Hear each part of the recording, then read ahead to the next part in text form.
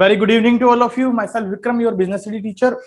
माफी चाहूंगा थोड़ा सा लेट क्लास कंटिन्यू करने के लिए। चलिए हम अपनी आज की क्लास को कंटिन्यू करेंगे। अब तक हमने यूनिट 1, जैसे कि आपको पता है यूनिट 1 हमने स्टार्ट कर रखी थी, और यूनिट 1 में जो हमने स्टार्ट कर लिया था और जो डिस्कस कर लिया था उसके बारे में यदि बात करें तो हम concepts of the management, features of the management, objectives, nature, importance and levels of the management, ये सब डिस्कस कर चुके थे। आज की क्लास में हम लोग डिस्कस करेंगे about the functions of management और द एलिमेंट्स ऑफ मैनेजमेंट। चलिए स्टार्ट करते हैं आज की क्लास को। फंक्शंस ऑफ मैनेजमेंट और एलिमेंट्स ऑफ मैनेजमेंट, इसके बारे में हमारा जो है डिस्कशन रहेगा। सबसे पहले मैं ये कहना चाहूंगा कि किसी भी ऑर्गेनाइजेशन के अंदर जो प्रबंधन होता है, मैनेजमेंट जो होता है, that on that level it is not a single activity, single और इंडिविजुअल पर्सन एक्टिविटी। मैं ये कहना चाहता हूं कि मैनेजमेंट जो है वो कैसी एक्टिविटी है, एक ग्रुप एक्टिविटी है। हमने इसको काफी अच्छे से पढ़ा भी था, समझा भी था कि ग्रुप एक्टिविटी क्या होती है। तो it is A group activity, it is not an individual activity. तो जितने भी ग्रुप एक्टिविटीज हैं उन सब में अलग अलग व्यक्ति, अलग अलग पर्सन्स होते हैं जो अपने काम को अलग अलग तरीके से परफॉर्म करते हैं, और उनका इन्वॉल्वमेंट होना बहुत जरूरी है हर एक काम के लिए। तो हमने इसके लिए देखा कि इस बिहाफ पर हम ये भी कहते हैं कि हमारे जो मैनेजमेंट के लेवल है वो 3 है ना, top level, middle level, lower level. और हम उन लेवल्स ऑफ मैनेजमेंट के अकॉर्डिंगली भी अगर देखें तो there are different functions of management, and these functions are basically to be categorized into 5 categories. 5 प्रकार से हम इनको बांट सकते हैं: planning, organizing, staffing, directing and controlling. ये 5 प्रकार के फंक्शन होते हैं मैनेजमेंट के, जिनको हम 1 बाय 1 करके यहाँ डिस्कस करेंगे। ध्यान रखिए कि किसी भी मैनेजमेंट के अंदर ये 5 फंक्शन एक दूसरे के साथ इंटरलिंक्ड होते हैं। यदि एक फंक्शन प्रॉपरली हमने नहीं किया तो ये मानिए कि बाकी फंक्शंस भी जो है ना वेस्टफुल एक्टिविटी के तौर पर कंसिडर किए जाएंगे, उनका भी अपना कोई इंपॉर्टेंस या रोल नहीं रह जाएगा। ये बात आपको ध्यान रखनी है यहाँ पर। सबसे पहला फंक्शन जो है हमारा, दैट इज प्लानिंग फंक्शन। अगर हम बात करते हैं प्लानिंग फंक्शन के बारे में तो प्लानिंग फंक्शन क्या होता है? देखिए, it is to be considered the first function of the management. ध्यान रखिए, ये हमारा फर्स्ट फंक्शन ऑफ मैनेजमेंट होता है, जिसमें कि हम लोग करते क्या है, एक पार्टिकुलर प्रोसेस फॉलो करते हैं। उस प्रोसेस के डिफरेंट स्टेप्स होते हैं। सबसे पहला स्टेप होता है हमारा सेटिंग ऑब्जेक्टिव्स और सेटिंग गोल्स, यानी कि हमारे जो ऑर्गेनाइजेशन के गोल्स हैं या जो ऑब्जेक्टिव्स हैं उनको हम सबसे पहले सेट करते हैं। मैनेजमेंट ऑब्जेक्टिव को अचीव करने के लिए, ऑर्गेनाइजेशनल गोल्स को अचीव करने के लिए हम प्लानिंग करते हैं। और प्लानिंग हमें पार्टिकुलरली जो बताती है वो क्या बताती है, what is to be done, why it is to be done, by whom it is to be done. It means it is generally works for bridging the gap between the present and future. जो present and future के बीच में gap है, ठीक है, जो gap है उस गैप को फिल करने के लिए हम प्लानिंग प्रोसेस को, प्लानिंग फंक्शन को फॉलो करते हैं। प्लानिंग अपने आप में डिफाइन करता है, it is a process, because जब भी हम किसी वर्ड के साथ आईएनजी लगाते हैं तो it becomes a process. Here it is a plan. Plan का मतलब है प्लानिंग में कि making the policies, making the strategies, making the plans for the future, what you want to achieve, for achieving those objectives और those goals we will do the planning. और planning हम एक process के तौर पर क्यों कह रहे हैं, क्योंकि ये पार्टिकुलरली ऐसा फंक्शन ऑफ मैनेजमेंट है कि हमने एक प्लान बना लिया और उसको यदि हमने उसके अकॉर्डिंगली ऑब्जेक्टिव या गोल्स को अचीव कर लिया तो it will not be end up, हम अगेन नए ऑब्जेक्टिव सेट करते हैं, नए गोल्स बनाते हैं, we will continue for the planning for the future. और जो इनके बीच का जो गैप है उस गैप को ये क्या करता है, फिलअप करता है। तो what is planning? It is deciding in advance and developing a way of achieving them. ये पार्टिकुलरली जो गोल्स हमने सेट कर दिए उनको अचीव कैसे करेंगे उसके लिए एक वे जो है ना डेवलप करता है, एक रास्ता बनाता है। अकॉर्डिंग टू दैट वे हम अपने गोल्स को अचीव करते हैं। तो in simple, it is a kind of process which having the first step that कि हमें अपने ऑब्जेक्टिव सेट करने होते हैं। In the second step we have to develop the premises for that, कि भाई कौन कौन सी हमारे जो है ना अजम्पशंस होंगी, या हम किस प्रकार की बिल्डिंग, किस प्रकार का लेआउट, किस प्रकार का रिसोर्सेज हमें रिक्वायर्ड होगा उन ऑब्जेक्टिव को अचीव करने के लिए। एंड फिर हम ये देखते हैं कि उनको अचीव करने के लिए कौन कौन से डिफरेंट वे हैं, डिफरेंट तरीके हैं हमारे पास, है ना। उन तरीकों में से उनका हम क्या करते हैं, एनालिसिस करते हैं फोर्थ पॉइंट पर, फोर्थ स्टेप पर, कि भाई एनालिसिस करके देखते हैं कि कौन सा उनमें से बेस्ट है, बेटर है। एंड आफ्टर दैट हम उनमें से बेस्ट का सिलेक्शन करते हैं और फिर उसको क्या करते हैं, इंप्लीमेंट करते हैं। एंड एट द एंड हम ये देखते हैं कि जो प्लान हमने बनाया था, जो हमने इंप्लीमेंट किया था, क्या उसके अकॉर्डिंगली हम अपने ऑब्जेक्टिव को अचीव कर पाए या नहीं कर पाए। That is to be known as planning, उसे हम प्लानिंग के नाम से जानते हैं। तो it is a 7 step process overall, which means what you want to do, by whom it is to be done, what is to be done in advance, thinking in advance, that is to be known as planning, उसे हम planning के नाम से जानते हैं। तो this is your first function. इसके कुछ की पॉइंट्स अगर हम बात करें तो इसमें हमें याद रखना है कि थिंकिंग इन एडवांस होता है, ये जो ना फ्यूचर और प्रेजेंट के बीच का जो गैप है उसको फिल करता है। हम ऑब्जेक्टिव सेट करते हैं, अल्टरनेटिव कोर्स ऑफ एक्शन को ये फाइंड आउट करता है। तो इस तरीके के इनके कुछ कीवर्ड्स हैं जिनको हमें याद रखना है for solving the case study. Next अगर हम बात करें रिगार्डिंग टू ऑर्गेनाइजिंग, ऑर्गेनाइजिंग देखिए क्या है, it is also a process. जब भी आप किसी पार्टिकुलर वर्ड के साथ आईएनजी यूज करते हैं तो ध्यान रखिए कि वो एक अपने आप में प्रोसेस बन जाता है, but it is a second function of management. Organizing क्या है, सेकंड फंक्शन ऑफ मैनेजमेंट है। ऑर्गेनाइज करना यानी इसके अंदर हम करते क्या है, basically we follow a particular process that is considered by the idea formula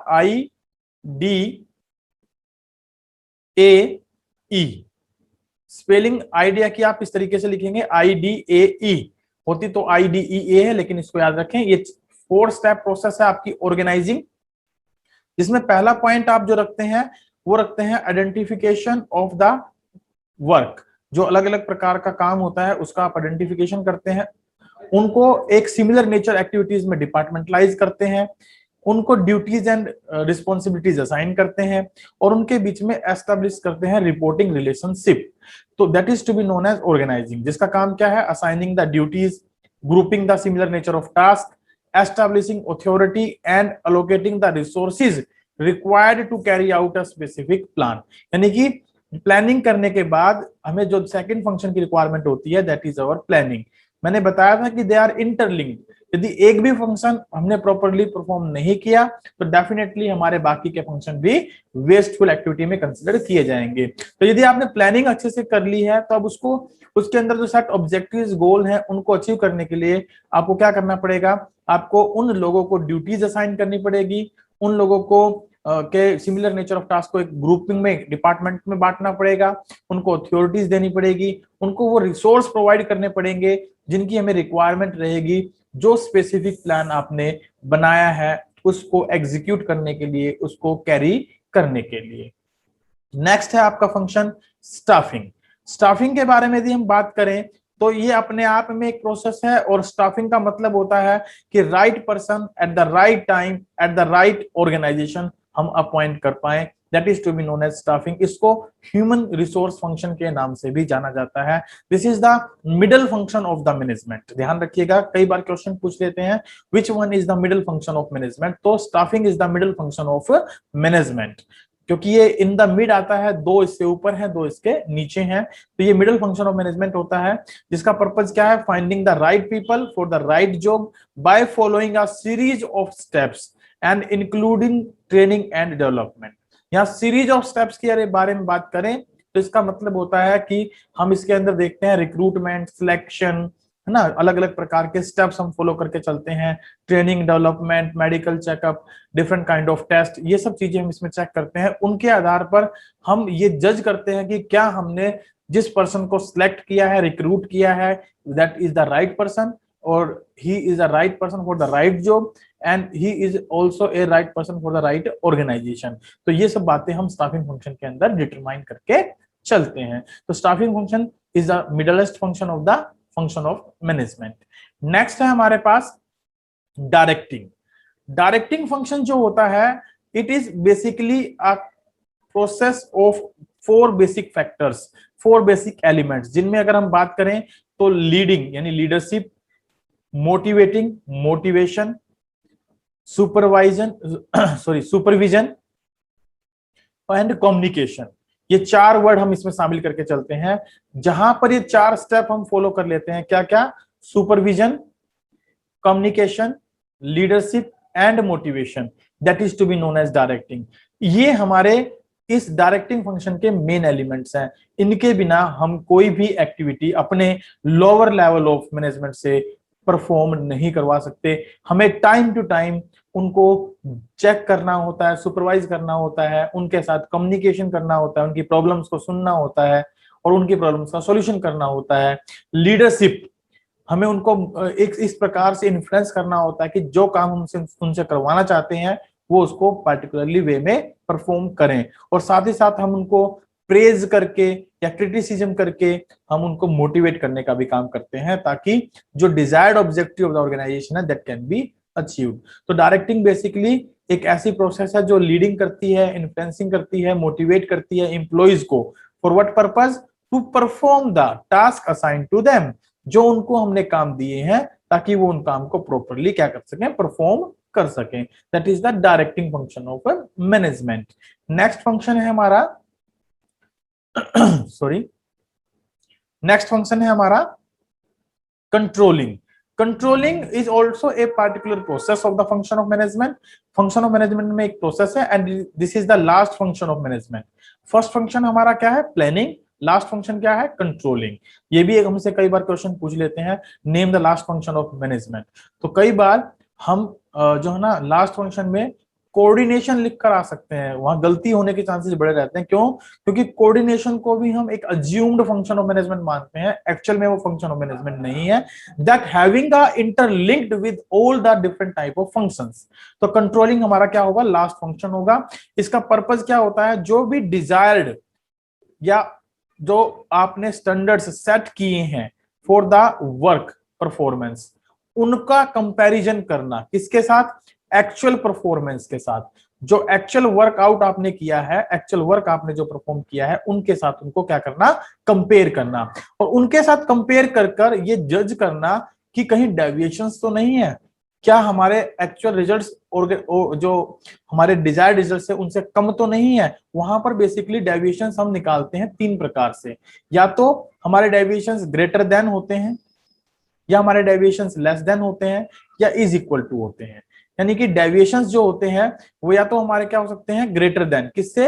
actual work से, या लेस देन हो सकते हैं किससे? एक्चुअल वर्क से, या इक्वल टू हो सकते हैं एक्चुअल वर्क से। यदि इक्वल टू है और ग्रेटर देन है तो उसमें तो हमें कोई समस्या नहीं है, लेकिन अगर लेस देन है तो उस कंडीशन में हमें ये देखना होता है कि why the deviations are less, वो sorry why the deviations are greater than, वो ज्यादा क्यों है, क्यों मतलब डेविएशन ज्यादा है, यानी कि जो एक्चुअल रिजल्ट है वो कम क्यों रहा, और जो डिजायर्ड रिजल्ट है वो हमने कहीं ज्यादा तो सेट नहीं कर दिया, कहीं स्टैंडर्ड ऐसे तो नहीं बना दिए जिनको हम अचीव ही नहीं कर पा रहे हैं, या जो एम्प्लॉइज ऑफ द ऑर्गेनाइजेशन है उनके लिए वो स्टैंडर्ड जो है ना अनअचीवेबल है, अनरीचेबल है, उनको वो प्राप्त नहीं कर पा रहे हैं। There are the lots of problem in front of them, जिनकी वजह से वो उनको फॉलो नहीं कर पा रहे हैं। जैसे कि हो सकता है टेक्नोलॉजी नई हो और हमने अपने एम्प्लॉइज को उस टेक्नोलॉजी की नॉलेज ही नहीं दी, या फिर हो सकता है कि मशीन्स पुरानी हो और हम प्रोडक्शन जो है अकॉर्डिंग टू जो हमने स्टैंडर्ड सेट किए हैं वो न्यू टेक्नोलॉजी के हिसाब से कर दिए हैं। तो इस प्रकार के जो डेविएशन है उनको फाइंड आउट करता है और उनको दूर करता है। So it is a monitoring process, it is a monitoring process in the organization, जो कि क्या करता है? परफॉर्मेंस जो होती है towards the attainment of organizational goals उनको चेक करता है, उनको मॉनिटर करके चलता है। That is your controlling function. ये भी एक 5 स्टेप प्रोसेस है, जिसमें हम पहला स्टेप यदि बात करें तो सेटिंग ऑफ द स्टैंडर्ड्स रखते हैं, दूसरा एक्चुअल परफॉर्मेंस, तीसरा comparison of actual performance and standard performance, fourth one deviations को फाइंड आउट करना, और लास्ट वन इसके अंदर होता है टेकिंग द करेक्टिव एक्शंस। तो ये 5 स्टेप जहां पर आ जाते हैं we will say that there is a controlling process. आइए इसको और अच्छे से समझने के लिए एक क्वेश्चन इसका हम कर लेते हैं। क्वेश्चन हमारा है identify the functions of management. आपको बताना है कि इनमें फंक्शंस ऑफ मैनेजमेंट कौन कौन से एग्जिस्ट करते हैं। तो पहला पॉइंट है हमारा motivating employees and giving instructions to them to perform the task assigned to them. यानी मोटिवेट करना, उनको इंस्ट्रक्शंस देना, कम्युनिकेट करना उनको। तो ये किनको भला, एम्प्लॉइज को। तो ये पार्टिकुलरली जो वो अपने काम को क्या कर सके, परफॉर्म कर सके, जो हमने उनको काम दिया है। इस प्रकार का जो एक्टिविटी है वो किस फंक्शन ऑफ मैनेजमेंट का पार्ट है? That is the part of your directing function. वो हमारे किस फंक्शन का पार्ट माना जाता है? डायरेक्टिंग फंक्शन का पार्ट माना जाता है। ठीक है, डायरेक्टिंग फंक्शन का पार्ट माना जाता है, ध्यान रखिएगा। That is a part of your directing function, क्योंकि इसमें हमारे बेसिकली 4 एलिमेंट होते हैं: supervision, motivation, communicating and leadership. ये 4 एलिमेंट इसका पार्ट है, जिसमें मोटिवेशन हम अगर बात करें और कम्युनिकेशन की बात करें तो ये 2 पॉइंट यहाँ पर इन्वॉल्व हुए हैं। और ये पार्टिकुलरली क्योंकि एम्प्लॉइज के साथ होता है, ऐसा एम्प्लॉइज को हम ऐसी चीजें करते हैं, ऐसा कम्युनिकेशन करते हैं, तो इसलिए डायरेक्टिंग फंक्शन को हम यहाँ इंप्लीमेंट करके चलेंगे। नेक्स्ट है recruitment and selection of the personal. तो ये हमारा पार्टिकुलरली स्टाफिंग फंक्शन का पार्ट होता है, क्योंकि उसमें हम प्रोसेस फॉलो करते हैं, रिक्रूटमेंट, सिलेक्शन, और ये एक ह्यूमन रिसोर्स फंक्शन है, ध्यान रखिएगा, क्योंकि इसमें हम बेसिकली ह्यूमन बीइंग को एनालाइज करते हैं, उसको चेक करते हैं whether he is the right person for the right organization for the right job or not, वो सही व्यक्ति है या नहीं है ऑर्गेनाइजेशन के लिए। तो ये स्टाफिंग फंक्शन के अंतर्गत आता है। नेक्स्ट है finding out deficiencies in implementation of plan. जब प्लान आपने बना लिए, उनको हम इम्प्लीमेंट करना चाहते हैं, और उनके अंदर यदि किसी प्रकार की डेफिशिएंसीज हमें देखने को मिलती है, तो वो डेफिशिएंसीज को फाइंड आउट करने का काम कौन करता है? That is the part of your controlling function. Controlling में ही हम बेसिकली क्या करते हैं, जो भी प्लान आपने बनाए हैं उनको जब आप इंप्लीमेंट करते हैं, तो इंप्लीमेंटेशन के बाद हमें ये देखना होता है कि उनमें क्या कमियां हैं, अकॉर्डिंग टू दैट प्लान हम अपने रिजल्ट्स क्यों नहीं अचीव कर पाए। तो उसका सारा जिम्मा कंट्रोलिंग फंक्शन पर होता है। कंट्रोलिंग फंक्शन बेसिकली वहां पर क्या करके चलते हैं, इंप्लीमेंट करके चलते हैं। नेक्स्ट पॉइंट है preparing a blueprint for the future, यानी कि फ्यूचर के लिए एक ब्लूप्रिंट तैयार करना किसका काम होता है? That is the part of your planning. No doubt planning function में हम यही तो करते हैं, what is to be done, deciding in advance, future में क्या करना है उसके बारे में एडवांस में सोचना, यही तो हमारी क्या है, प्लानिंग का मीनिंग है, या प्लानिंग को हम इसी प्रकार से क्या करते हैं, डिफाइन करते हैं। तो फ्यूचर के लिए जो ब्लूप्रिंट तैयार किया जाता है वो प्लानिंग फंक्शन के अंतर्गत किया जाता है। नेक्स्ट है process of defining and grouping activity. Grouping activity, defining activity, मैंने आइडिया प्रोसेस बताया था under the organizing function, IDAE। तो इसमें हम सबसे पहले क्या करते हैं, जो एक्टिविटीज होते हैं उनको आइडेंटिफाई करते हैं, फिर उनका डिपार्टमेंटलाइजेशन यानी ग्रुपिंग करते हैं, फिर उनको ड्यूटीज असाइन करते हैं, फिर रिलेशनशिप एस्टेब्लिश करते हैं कि रिलेशन का मतलब है कौन सुपीरियर होगा एंड कौन सबऑर्डिनेट होगा, इस तरीके का रिलेशन उनके बीच में हम एस्टेब्लिश करके चलते हैं। तो that is the function of your organizing function. इस क्वेश्चन के लिए जो हमारा आंसर होगा वो क्या होगा, ऑर्गेनाइजिंग फंक्शन। तो ये ऑर्गेनाइजिंग का पार्ट होता है हमारा। तो ये 5 फंक्शन हमने पढ़े, 5 फंक्शन से रिलेटेड ये 5 स्टेटमेंट हमने देखी। इस तरीके का क्वेश्चन कई बार एग्जाम में पूछा जा सकता है, इसलिए हमने इसको यहां रखा है। आइए कुछ और केस स्टडीज हम पूनम गांधी मैडम की बुक से कर लेते हैं।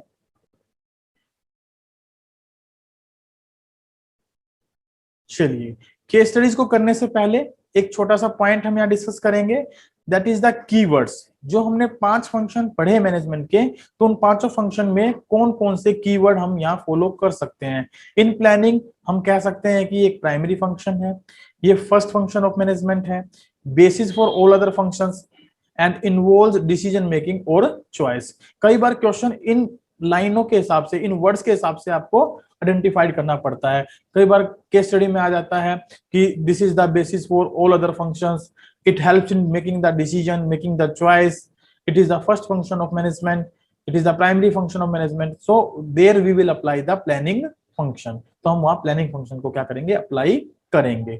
यदि हम बात करें ऑर्गेनाइजिंग फंक्शन के बारे में, तो ऑर्गेनाइजिंग के अंदर हम कुछ कीवर्ड्स याद रखेंगे, जैसे identifying the activities, like grouping the activities, establishing authority responsibility relations, creating various departments, assigning duties, like creating a structure, creating a framework for managerial and operational activities, designing skeleton of organization। skeleton मतलब ढांचा। हमें पता है कि organisation के अंदर हम basically एक ढांचा तैयार करते हैं, उस स्ट्रक्चर के अंदर, उस पार्टिकुलर फॉर्मेट के अंदर हम अलग अलग डिपार्टमेंट्स क्रिएट करके चलते हैं, उन डिपार्टमेंट्स में हम क्या करते हैं, उनकी एक्टिविटीज डिफाइन करते हैं, उनकी ड्यूटीज असाइन करते हैं। ये सब काम हम किसके अंदर करते हैं, ऑर्गेनाइजिंग के अंदर करते हैं। So this will becomes the organizing function. तो जहां पर भी इस प्रकार के कीवर्ड आपको देखने को मिले तो that will be your organizing function, वहां पर आप ऑर्गेनाइजिंग फंक्शन को इंप्लीमेंट करेंगे। नेक्स्ट है हमारे पास स्टाफिंग फंक्शन। अगर स्टाफिंग फंक्शन के बारे में बात की जाए तो ध्यान रखिएगा, इसमें all activities that are related to employees of the organization. यहाँ एम्प्लॉइज को आपने फोकस रखना है, एम्प्लॉइज से रिलेटेड यदि कोई भी एक्टिविटी हम करते हैं तो that will becomes the part of your staffing function. जैसे कि रिक्रूटमेंट करना, सिलेक्शन करना, ट्रेनिंग देना, डेवलपमेंट ऑफ द एम्प्लॉइज के बारे में बात करना, या फ्यूचर में कितने एम्प्लॉइज की रिक्वायरमेंट है, या फ्यूचर में कितने एम्प्लॉइज की रिक्वायरमेंट है, या कितने एम्प्लॉइज कम है, या ऑर्गेनाइजेशन को जो है ना किस प्रकार से रिसोर्सेज की रिक्वायरमेंट है, ये सब काम हमारा स्टाफिंग फंक्शन। यहाँ रिसोर्सेज का मतलब ह्यूमन रिसोर्स, यानी ये जो ह्यूमन रिसोर्स है इनकी कैसी रिक्वायरमेंट है, हमारे किसी डिपार्टमेंट में ओवर स्टाफ्ड तो नहीं है, या किसी डिपार्टमेंट में अंडर स्टाफ्ड तो नहीं है। यदि ओवर स्टाफ्ड है तो एक डिपार्टमेंट से दूसरे डिपार्टमेंट में इनको ट्रांसफर करना, ये सब हमारा स्टाफिंग फंक्शन का पार्ट माना जाता है। तो इस तरीके की वर्डिंग कहीं मिलती है तो you will apply there staffing function, right. Next है डायरेक्टिंग। अगर हम बात करते हैं डायरेक्टिंग के बारे में तो giving instructions, order to employees, motivating employees, observing, supervising and guiding employees, communicating with employees and heading employees towards the achievement of the goals. These are the basic keywords for the directing function. जब directing से related ये बातें आपको देखने को मिले, basically मैं यही कहूंगा SMLC, ये चार वर्ड याद रखिएगा। ये चारों वर्ड आपको कहीं देखने को मिलते हैं तो you will follow their directing function, ठीक है। उनसे हम डायरेक्टिंग फंक्शन के नाम से जानते हैं। नेक्स्ट है हमारा कंट्रोलिंग। अगर हम बात करें कंट्रोलिंग के बारे में तो जो मेन वर्ड्स हमारे रहेंगे कंट्रोलिंग के वो क्या रहेंगे, ensuring work accomplishment as per plan. जो काम हमने, जो प्लानिंग हमने की थी उसके अकॉर्डिंग हमारा काम प्रॉपरली परफॉर्म हुआ या नहीं हुआ, इस बारे में जानकारी देना। या कंपैरिजन करना जो हमारे प्लान्ड वर्क था और जो एक्चुअल परफॉर्मेंस थी उनके बीच में। या डेविएशंस को निकालना फ्रॉम द एक्सपेक्टेशंस और the standard is due to of lack of controlling, finding out deficiency in implementation of plan. So these are the keywords which are helpful to write the answer for a particular case study. चलिए अब कुछ questions और देख लेते हैं ताकि इस topic को हम और अच्छे से क्लियर कर पाएं। तो पहला क्वेश्चन जैसे कि आपको पता है, bridges the gap between where we are, it means present, where we want to go, it means future. So present और फ्यूचर के बीच में जो गैप को फिल करता है उस फंक्शन को आप क्या कहते हैं, that is your planning function. In short में यही कहूंगा वो प्लानिंग फंक्शन होता है। हमने इसका मीनिंग जब पढ़ा था तो यही बात वहां रखी थी कि प्लानिंग फंक्शन क्या होता है, deciding in advance and helpful to bridge the gap where we are and where we want to go, it means present and future के बीच में जो डिफरेंस है उसको फुलफिल करने का ये काम करता है। नेक्स्ट है इट एस्टैब्लिशेस रिपोर्टिंग रिलेशनशिप। तो रिपोर्टिंग रिलेशनशिप हमने ऑर्गेनाइजिंग प्रोसेस में आखिरी पॉइंट देखा था, आइडिया हमने जिसके लिए लिखा था IDAE, E standing for establishing reporting relationship. तो ऑर्गेनाइजिंग फंक्शन हमारा यहाँ पर इसका एप्रोप्रिएट आंसर होगा। Next question is particularly belonging to a case study. Case study को मैंने आपको बताया था, पढ़ने से पहले आप देखेंगे कि पूछा क्या गया है। यहाँ पूछा गया है identify the functions of management highlighted in the above para by quoting the relevant lines. So this case study you have to do yourself. मैं इस केस स्टडी को एक बार समझा देता हूं, है क्या। Marketing manager of Alpha Limited fix the target for all the sales executives and gave them all the possible authorities to achieve them। यहां पर यदि आप देखें ना इतनी सी लाइन में तो आपको एक फंक्शन ऑफ मैनेजमेंट मिल जाएगा। यहां पर कहना क्या चाहता है, मार्केटिंग मैनेजर है अल्फा लिमिटेड का, वो अपने एम्प्लॉइज का, सेल्स एग्जीक्यूटिव का टारगेट फिक्स कर देता है और उनको पॉसिबल अथॉरिटीज भी अलाउड करता है। They were asked to submit to him their performance report at the end of month, और वो उनको कहता है कि भाई at the end of month अपनी परफॉर्मेंस रिपोर्ट सबमिट कराएं। तो इन लाइनों में आपको दूसरा फंक्शन ऑफ मैनेजमेंट आपको यहाँ पर मिल जाएगा। दूसरा मींस जो भी होगा वो आपको आइडेंटिफाइड करना है। All of them did the same, यहां तक कर लेंगे पूरी बात। On the receipt of report and expected and actual results of sales executives were compared. यहां पर रिपोर्ट लेने के बाद जो एक्सपेक्टेड वर्क है और जो एक्चुअल वर्क है उनके बीच में किया गया कंपैरिजन, तो यहां पर आपको एक फंक्शन ऑफ मैनेजमेंट और मिल जाएगा। On the basis of future course of actions was decided, ये हमारा जो है ना फ्यूचर कोर्स ऑफ एक्शन, यहां पर यदि हम बात करें तो यहां पर आपको एक फंक्शन और मिल जाएगा। The sales executive also wrote in their report and expectations of the customers from the company, the majority of them had written that they wanted the company to cooperate in the construction of dharmsalas going on in the city. Marketing manager praised this demand before the board of directors and this was happily accepted। तो यहाँ पर ये जो हमारे सामने case study है इसमें आपको फंक्शंस आइडेंटिफाइड करने हैं, मैंने कुछ लाइनें कोट कर दी हैं, you have to write those the answer for those case studies. अगर फिर भी ना आए तो you have our Telegram channel link, उसमें आप अपने क्वेश्चन को शेयर करें, वहां पर आपको उनके आंसर डिस्कस कर दिए जाएंगे। आप व्हाट्सएप ग्रुप पर शेयर कर सकते हैं, वहां पर आपको आंसर डिस्कस कर दिए जाएंगे। जैसे कि मैंने आपको बताया है कि मेरा कॉन्टेक्ट नंबर है 7015406635। यदि इन आप में से कोई भी व्हाट्सएप ग्रुप पर नहीं है या टेलीग्राम ग्रुप पर नहीं है तो you can directly message me, I will send you the link so that you can join the groups. And one more information कि हम लोग अपनी आज की अकाउंटेंसी क्लास नहीं रखेंगे, सो अकाउंटेंसी क्लास आज की पोस्टपोन्ड है। कल हम बिजनेस स्टडी का एक डाउट सेशन रखेंगे, टाइमिंग आपको ग्रुप में शेयर कर दी जाएंगी। तो कल जो भी आपके अब तक हमने जो टॉपिक डिस्कस कर लिए उनसे रिलेटेड किसी प्रकार की कोई केस स्टडी, कोई डाउट हो तो प्लीज उनको नोट करके रखिएगा ताकि वो केस स्टडी हम क्या कर सकें, सोल्व कर सकें। ठीक है, thanks for watching and joining for the class. आज की क्लास को हम यही वाइंड अप करते हैं। यदि आपके कोई डाउट है तो अब आप पूछ सकते हैं।